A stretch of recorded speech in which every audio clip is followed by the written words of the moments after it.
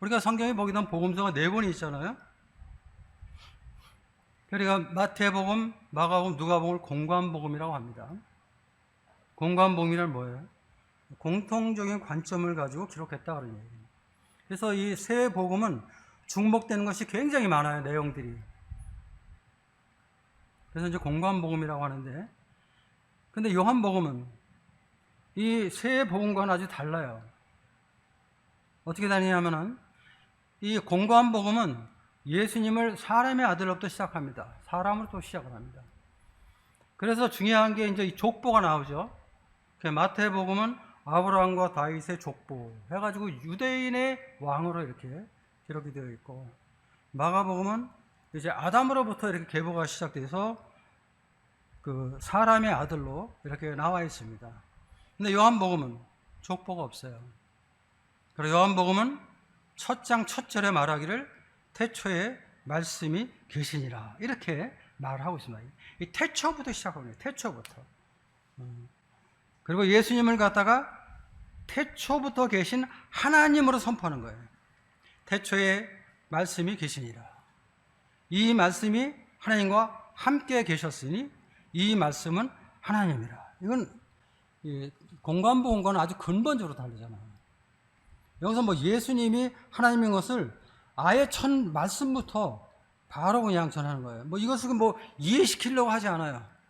왜 이렇게 되는가 이해시키려고 하지 않아요. 또 사람들한테 예수님이 하나님인 것을 설득하려고 얘기하지도 않아요. 그냥 태초에 말씀이 계시니라. 이 말씀이 하나님과 함께 계셨으니 이 말씀은 뭐예요? 하나님이다. 아주 그냥 당당하게 선포해버리는 거예요. 아주 분명하게 선포하는 그런 모습을 여기서 우리가 보게 됩니다. 그래서 이 성경이 말하는 예수님의 근본은 뭐예요? 하나님이라는 거예요. 하나님. 사람이 아니라는 거예요. 예수님은 메시아고 하나님이라는 거예요. 이거 항상 놀라운 메시지잖아요. 왜 그래요? 세상은 몰랐잖아요. 우리도 몰랐잖아요. 구원받기 전에. 세상이 모르고 있는 말씀이에요, 이 말씀은.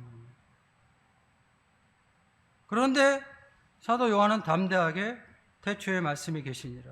이 말씀이 하나님과 함께 계셨으니 이 말씀은 하나님이시니라. 담대하게 선포해버리는 거예요.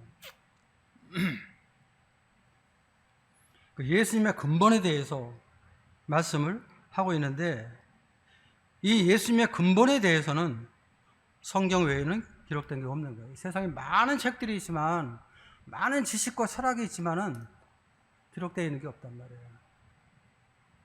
성경만이 유일하게 이 말씀이 기록이 되어 있는 거예요. 그 예수님이 누구일까? 예수님 누구인가? 첫 번째 우리가 이 말씀을 보게 될 때 태초에 말씀이 계셨다. 그러니까 예수님은 영원부터 계신 분이다. 영존하시는 하나님이시다 하는 것을 우리가 이 말씀에서 보게 됩니다. 그러니까 여기서 지금 사도 요한이 말하고 있는 그 예수님은 이 세상에 육신의 몸을 가지고 오시기 전에 예수님을 말씀하는 것입니다. 그러니까 육신의 몸으로 이 땅에 오시기 전에 예수님은 영원부터 계신 분이에요. 태초부터. 그러니까 시작도 없고 끝도 없는 거예요. 만약에 시작이 있고 끝이 있다면 하나님이 아니에요.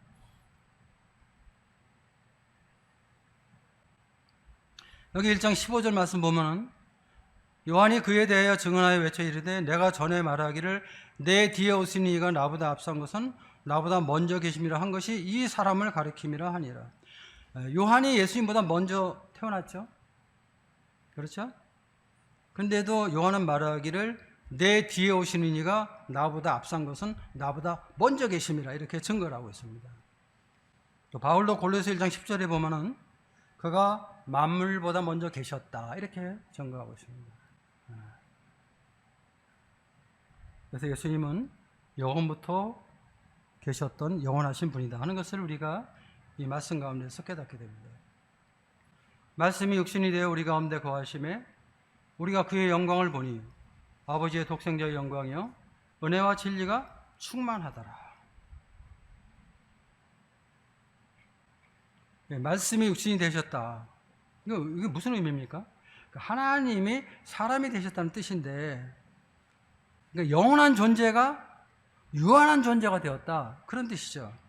그러니까 하나님은 시간과 공간의 지배를 받지 않습니다. 사람은 시간과 공간의 지배를 받고 있죠. 또 하나님은 영생의 하나님이시잖아요. 근데 육체를 갖게 되면 어떻게 돼요? 육체를 가지면 죽는 사람이 되는 거예요. 그러니까 예수님이 육체를 입은 것은 사실 돌아가시기 위해서 오신 거나 마찬가지예요. 십자가에서 죽기 위해 오신 거예요. 왜? 우리를 구원하시기 위해서. 죄인들을 구원하시기 위해서. 그러나 1장 10절 말씀 보십시오. 영접하는 자, 곧 그 이름을 믿는 자들에게는 하나님의 자녀가 되는 권세를 주셨으니, 다윗 성경에는 권리를 주셨다, 또 이렇게 번역이 되어 있습니다. 영접하는 자, 그 이름을 믿는 자들에게는 하나님의 자녀가 되는 권세를 주셨다. 사실 죄인들은 육신의 생명만 있습니다. 영적인 생명이 없어요. 근데 그 죄인들 안에 예수님의 생명이 있어야 되죠. 그래서 뭐 어떻게 해야 돼요? 믿으면 되는 거예요. 믿으면, 영접하면 되는 거예요. 영접하는 자, 곧 그 이름을 믿는 자들에게는 하나님의 자녀가 되는 권세를 주셨다고 말씀을 하고 있습니다. 그러니까 예수 믿으면 영생을 갖게 되는 거예요. 요한복음 우리 3장 16절 보겠습니다. 하나님이 세상을 이처럼 사랑하사 독생자를 주셨으니 이는 그를 믿는 자마다 멸망하지 않고 영생을 얻게 하려 하심이라. 너무나 분명하게 나와 있죠. 하나님이 그 아들을 세상에 보내신 것은 세상을 심판하려 하심이 아니요 그로 말미암아 세상의 구원을 받게 하려 하심이라. 그를 믿는 자는 심판을 받지 아니하는 것이요 믿지 아니하는 자는 하나님의 독생자의 이름을 믿지 아니함으로 벌써 심판을 받은 것이니라. 36절 보고 마치겠습니다. 아들을 믿는 자에게는 영생이 있고 아들에게 순종하지 아니하는 자는 영생을 보지 못하고 도리어 하나님의 진노가 그 위에 머물러 있느니라. 그렇습니다. 아들이 있는 자는 영생이 있는 것입니다. 아들의 생명이 있기 때문에. 그러나 아들에게 순종하지 아니하는 자, 바꾸기 위해서 아들을 안 믿는 자는 영생을 보지 못하고 하나님의 진노의 심판이 그 위에 있게 되는 것입니다. 아들을 믿든 아들을 믿지 않든 여러분들이 결정하셔야 되는 것이죠. 영생의 하나님, 또 그분의 아들 예수 그리스도를 믿는 믿음 안에서 구원받는 여러분 되시길 바랍니다. 기도하겠습니다.